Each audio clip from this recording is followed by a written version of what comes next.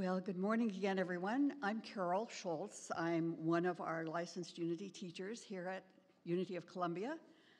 And my talk today is inspired by one of my favorite songs by one of our New Thought musicians, David Roth, and the song is entitled, May the Light of Love. This song's become known as the Thanksgiving song as well, and you'll see why when we review some of the lyrics. Some of you new to Unity may not realize that Unity musicians have really been leaders in what we call the positive music movement, or the POSI. And David Roth is one of the first of those musicians that came to Unity a long time ago here in Columbia and gave a concert. Remember, I noticed that this song was written in 1986, and so this song has lasted and endured for almost 40 years, and so that is a real testament. So you can Google POSI music, or the association is called Empower Music and Arts if you're curious about other songs. And Sada's picked out many of those from that repertoire, which are great. And just as an aside, I wasn't quite ready to release this song as Reverend and I discussed what songs to sing, because it, over the years, has been sung so beautifully, practically every Thanksgiving, by our beloved Paul Foch. And so it really means a lot to me to review this song in his memory and also in the memory of Thanksgiving. This whole month of November really seems like a gratitude month for me. I start out beginning because the beautiful fall, as Mike pointed out, the beautiful fall, the colors, the coolness of the air, and one of my favorite times, our traditional Thanksgiving Eve service and simple supper. We started this at Unity in around the 1980s as a way to remind ourselves to be simple, to have simplicity in our lives, and to approach this coming holiday season with just equanimity, peace, love, and to really practice the presence during that. The intention is to keep a sense of peace, and starting out with our traditional simple supper communion service and what we call thanks sharing. Part of that service is this thanks sharing, where people can get up and say what they've been thankful for over the years, over the past year, or currently what they're thankful for. So I'll read just the verses of this, and then I'll tell you the inspiration that I got from this. So may the light of love, as we come around to take our places at the table, a moment to remember and reflect upon our wealth. Here's to loving friends and family. Here's to being able to gather here together in good company and health. May we be released from all those feelings that would harm us. May we have the will to give them up and get them gone, for heavy are the satchels full of anger and false promise. May we have the strength to put them down. And the course is, may the light of love be shining deep within your spirit. May the torch of mercy clear the path and show the way. May the horn of plenty sound so everyone can hear it. May the light of love be with you every day. And may we wish the best for everyone that we wish the best for everyone that we encounter. May we swallow pride, and may we do away with fear. For it's only what we do not know that we have grown afraid of, and only what we do not choose to hear. And as we bless our daily bread and drink our day's libation, may we be reminded of the lost and wayward soul, the hungry and the homeless that we have in every nation. May we fill each empty cup and bowl. May nothing ever come between or threaten to divide us. May we never take for granted all the gifts that we receive, being ever mindful of the unseen hands that guide us and the miracles that cause us to believe. And then go back into the chorus. So in verse 1, as we come around to take our places at the table, a moment to remember and reflect upon our wealth, think about the tables that we come around. As we take our place at the table of our everyday lives, the table of those people that we surround ourselves with, table of people that we're getting to know newly, those people that we love and acknowledge. And as I reflect on this, I think about one of those reflections reminds me of all the indigenous people that lived in this area before the Europeans came. And I've embarked upon a study of the history of my European colonialists and coming to terms with that. And so I was prompted today to begin early on in this talk with a land acknowledgement, to acknowledge this land that we are here on. So we would like to acknowledge that Unity of Columbia is located on the traditional and ancestral territory of the Osage Nation, the Otay Missouri, Chippewa, Illini, Iowa, Quapaw, Shawnee, Delaware, Kickapoo, Sac and Fox, Omaha, and the Santee Sioux. We pay respect to those elders of those groups, both past and present, and thank them for their hospitality and stewardship of this land. So that's the first reflection about how we came to be on this land and are so thankful for their hospitality and stewardship. We have such great wealth here in the United States, don't we? We just don't realize, those of you who've traveled overseas realize what great riches we possess. And so I have to remember those whose wealth was taken from them forcefully and who weren't able to build up the resources that we have. And one of the things I always remember is to visualize what it is I do want. So I visualize supply systems reaching those who are in need. I like the words from our daily word reading about, I understand that my prosperity is a spiritual truth. It doesn't reside in the quality or the quantity of items or things. It reflects my spiritual understanding. So in the course it says, may the light of love be shining deep within your spirit. May the torch of mercy clear the path and show the way. May the horn of plenty sound so everyone can hear it. May the light of love be with you every day. So that light of love shining deep within your spirit, and that prompted the title of my talk, May the light of love expressing. What is that light of love shining deep within your spirit? As we reflect on that, we can think, in my mind, I associate it with a sense of profound appreciation and gratitude. And from that place, I find a willingness and a desire to share that bounty, share my consciousness. And for all of us, it means letting our Christ consciousness shine forth so that you make a difference wherever you are. You're a peaceful presence, just a calm center that people can feel your energy vibrating out. And so know that you make a difference. Your physical presence makes a difference wherever you are. Sometimes you wonder, well, why did I come here? Or what am I supposed to do today? Sometimes it's just being there, that peaceful presence. As a light of love expressing, we're brimming and overflowing with appreciation and gratitude. So that made me think, well, how do we pray a prayer of gratitude? And what can we be thankful for when we stand up and say our thankfulness at our service upcoming? Well, I was reminded of the parable of the Pharisee and the tax collector, or the Pharisee and the publican, as it's sometimes known. You remember that story? It's kind of an example of how not to pray a prayer of thanksgiving. But it's from Luke 18, starting at verse 9. And so Jesus was, in the book of Luke, it records several parables. Jesus was just kind of outlining many of them. They were probably all gathered.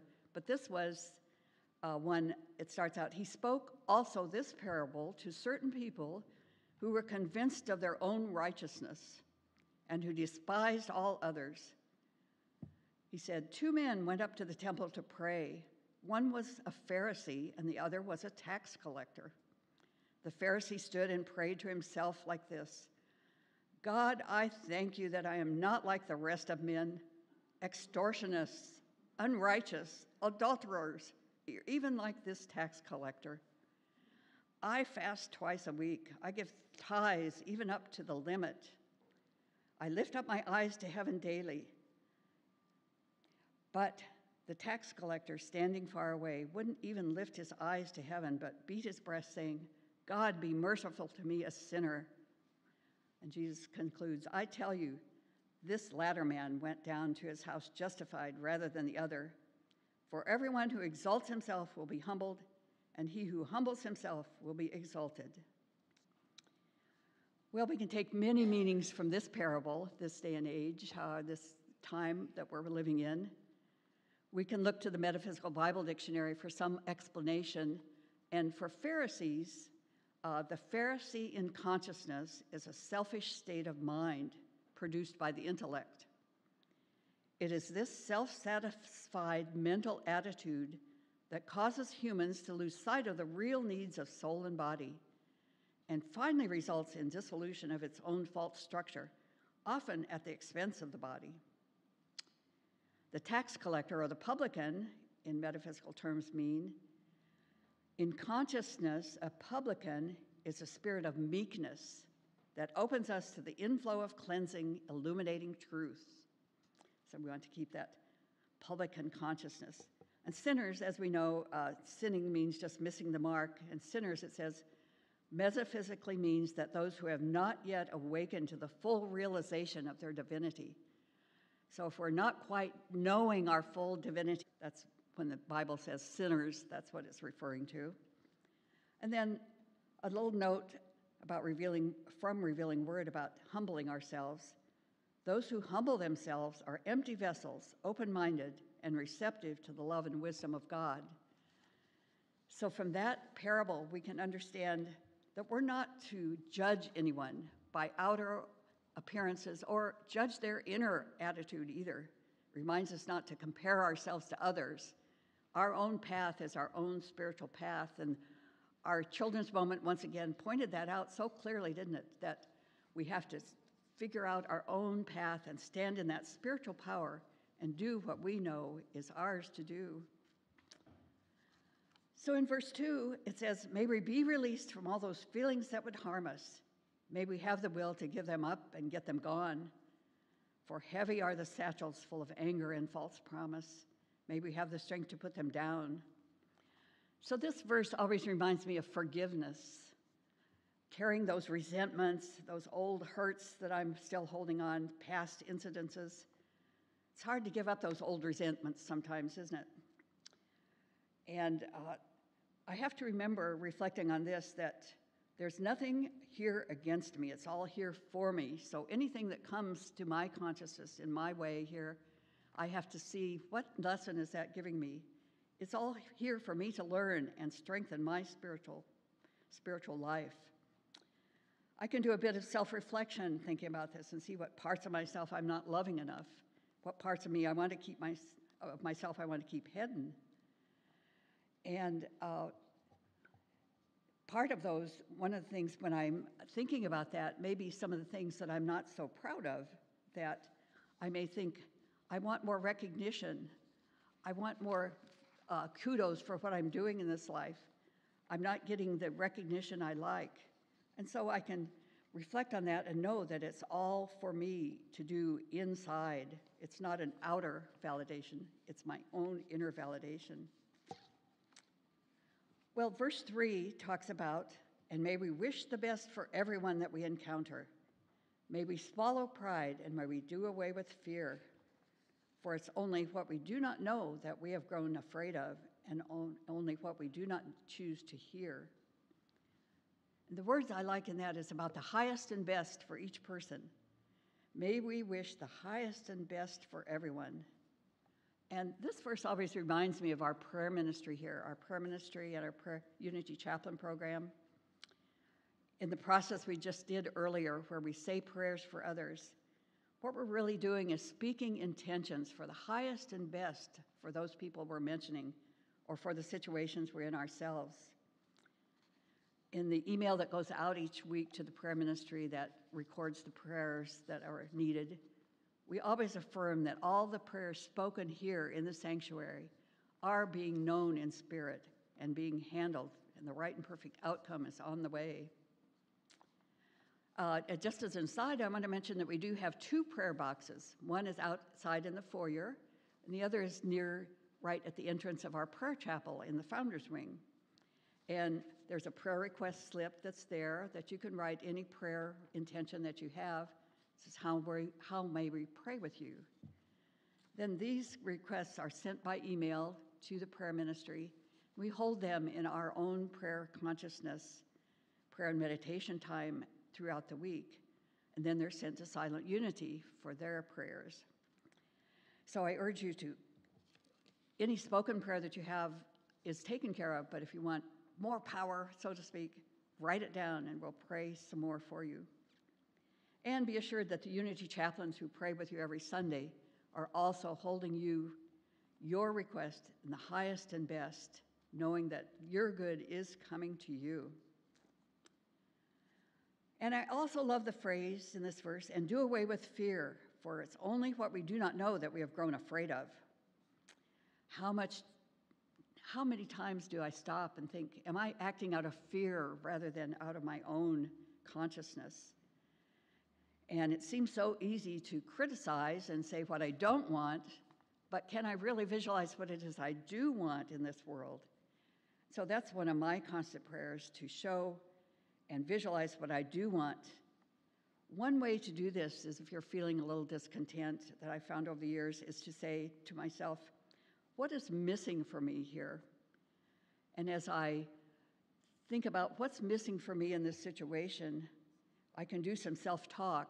And once again, it's usually something about not being recognized or not being acknowledged or not getting a gift I would like or something like that.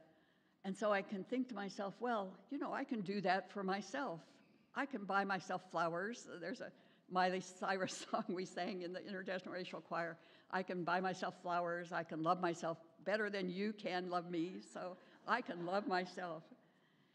And so I do that self-talk, but sometimes I don't want people to know that I have that need, that I do appreciate affirmative talk. I can do that for myself. And so I can go and do that for myself anytime.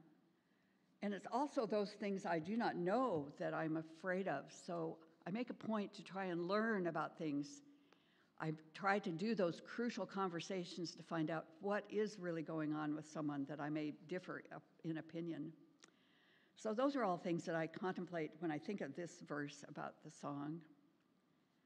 In verse 4, as we bless our daily bread and drink our day's libation, may we be reminded of the lost and wayward soul, the hungry and the homeless that we have in every nation. May we fill each empty cup and bowl. And that's my favorite verse. During this time of our Thanksgiving and our excesses, it seems at times, the big events that we stress so much over, let's remember those that maybe who aren't feeling that this is a time of love and plenty, that maybe our homeless don't have what we have. And so we need to bless those people and find out our way in our meditation, figure out our way that we can help to fill each bowl and help these situations. And so in the chorus it says, may nothing ever come between or threaten to divide us.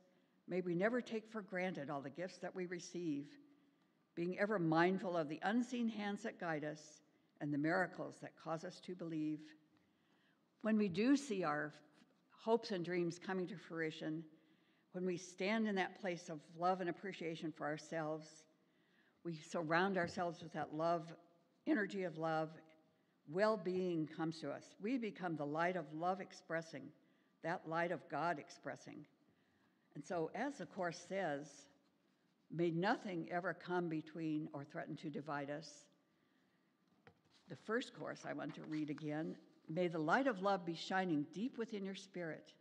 May the torch of mercy clear the path and show the way. May the horn of plenty sound so everyone can hear it. May the light of love be with you every day. And so that's my wish for you this Thanksgiving season. May the light of love be with you every day.